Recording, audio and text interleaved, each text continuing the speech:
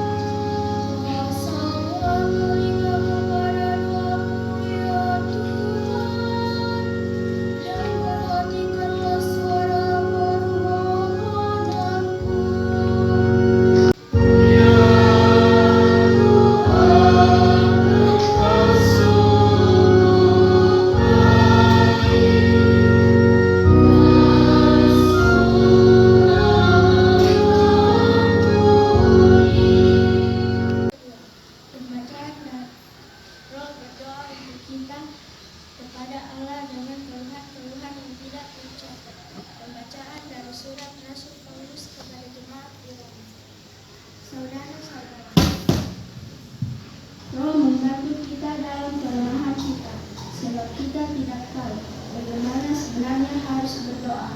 Tetapi Roh sendiri berdoa untuk kita kepada Allah dengan keluhan-keluhan yang tidak terucapkan. Dan Allah yang mendalami hati nurani mengetahui maksud roh itu, yaitu bahwa ia sesuai dengan kehendak Allah berdoa untuk orang-orang kudus. Demikianlah sabda Tuhan.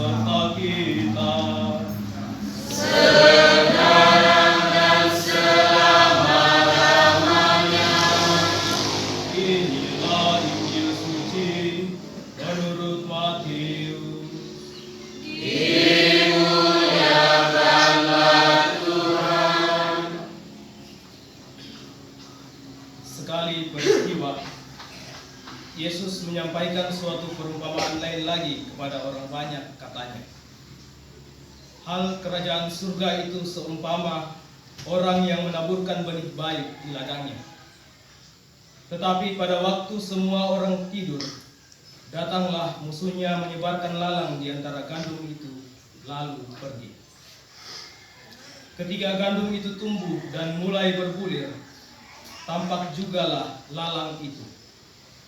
Lalu datanglah hamba-hamba pemilik ladang itu dan berkata kepadanya, Tuan, bukankah benih baik yang Tuan taburkan di ladang Tuan? Dari manakah lalang itu? Jawab pemilik itu, seorang musuh yang melakukannya. Lalu berkatalah hamba-hamba itu kepadanya, maukah Tuan supaya kami pergi mencabut lalang itu? Tetapi dia berkata, jangan, sebab mungkin gandum itu tercabut pada waktu kamu mencabut lalang itu. Biarkanlah keduanya tumbuh bersama sampai waktu menuai tiba.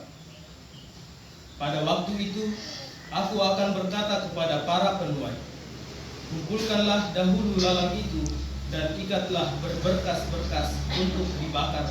Kemudian kumpulkanlah gandum itu ke dalam lumbung. Demikianlah sabda Tuhan.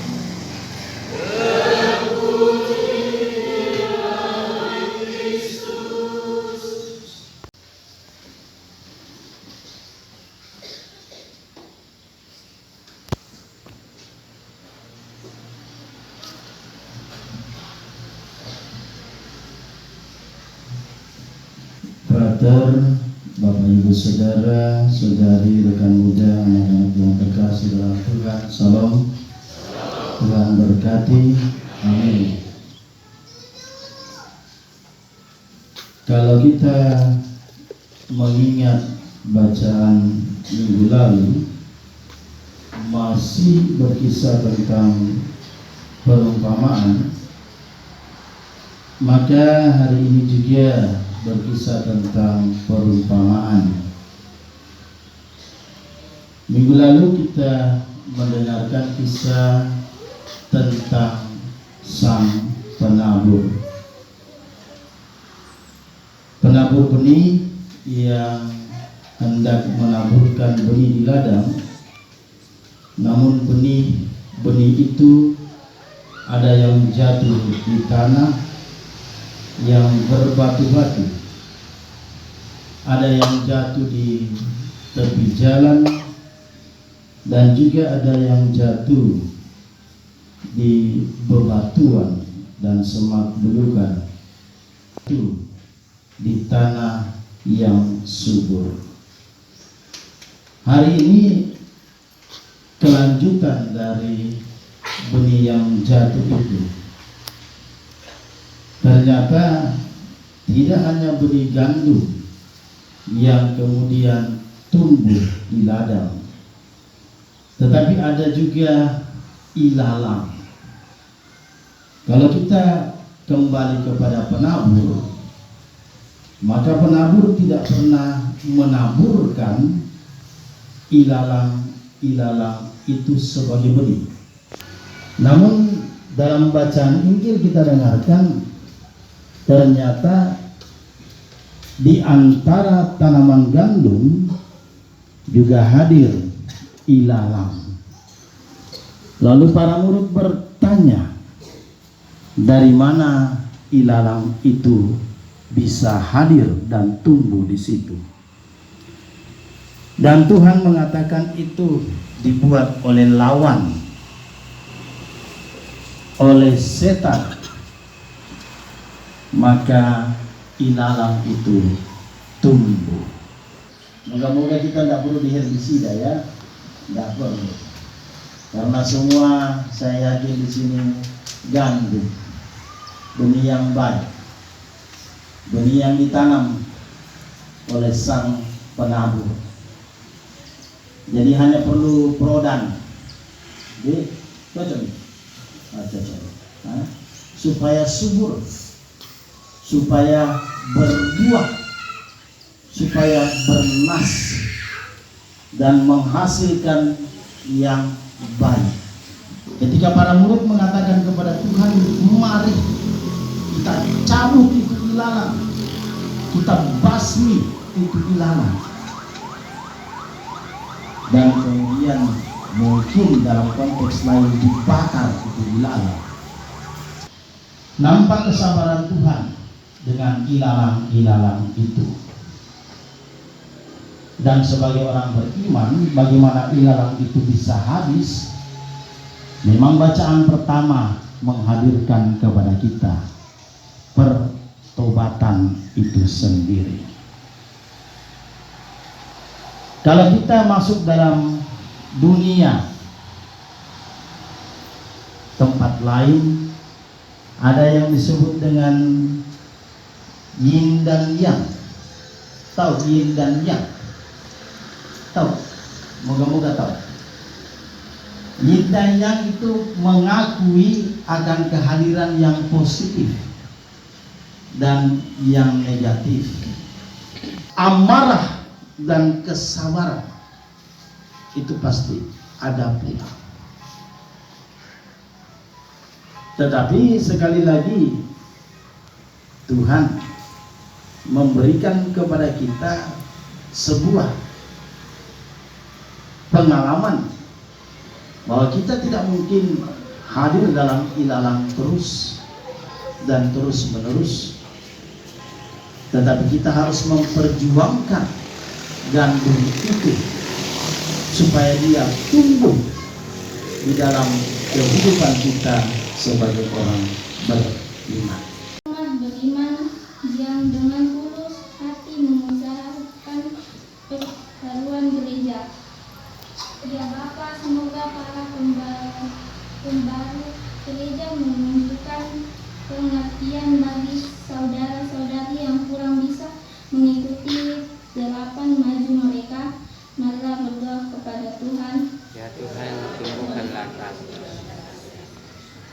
Bagi bangsa-bangsa di dunia, ya Bapa, semoga semua bangsa bersatu dalam usaha mencari perdamaian serta mengarahkan kebijakan ekonomi untuk mengatasi masalah kelaparan dunia serta menunjukkan negara-negara berkembang Mari berdoa kepada Tuhan. Ya Allah, Tuhan dalam kasih bagi semua orang. Ya Bapa, semoga semua orang belajar untuk saling mempercayai serta saling mendukung, sehingga bakat semua orang dapat dikembangkan dan dimanfaatkan demi hari dengan yang hendak kami bangun bersama. Marilah berdoa kepada Tuhan. Bagi umat yang berkumpul di tempat ini, ya Bapa, semoga kami sabar satu sama lain serta saling menolong untuk membangun beban kami masing-masing. Marilah berdoa kepada Tuhan. Bapa yang maha baik, Engkau selalu menjaga dan melindungi kami. Kehadiran selalu memberi kesempatan baru kepada kami. Utuslah Roh-Mu dan ajarilah kami berdoa demi Kristus Putra Tuhan dan pengantara kami. Amin. Kita lanjutkan dengan liturgi Ekaristi.